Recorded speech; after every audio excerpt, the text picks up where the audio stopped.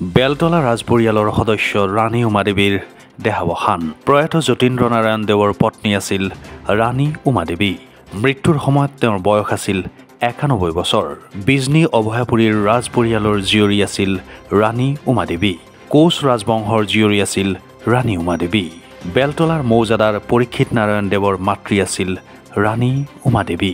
ৰাণী উমাদেৱীৰ মৃত্যুত বিভিন্ন মহলত শোকৰ ছাঁ। ৰব, আপুনি যে এটা অপৰাধ কৰিবলৈ গৈ আছে, আপুনি জানেনে? এই নাবালিকা গৰাকীক এতিয়াই বিয়াত বহোৱাটো যে এটা অপৰাধ, আপুনি জানেনে?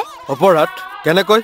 মোৰ ছোৱালী, মোৰ কথা। তুমি যিয়েই নোকোৱা ভূঞা, ১৮ বছৰৰ তলৰ যিকোনো কন্যা সন্তানৰ বিয়া দিলেই আইনগতভাৱে এক দণ্ডনীয় অপৰাধ। বিয়া দিয়াজন যিমান দায়ী, বিয়া পতাজনো সমানে দায়ী।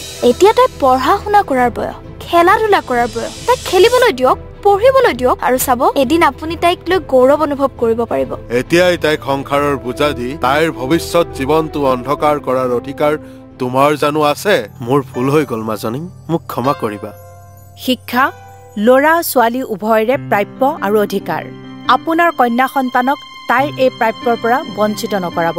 বাল্য বিবাহ ভাৰতীয় আইনৰ দ্বাৰা বিহিত এক দণ্ডনীয় অপৰাধ। এনে অপৰাধ কৰি আপোনাৰ কন্যা সন্তানৰ ভৱিষ্যত অন্ধকাৰৰ মাজলৈ ঠেলি নিদিব।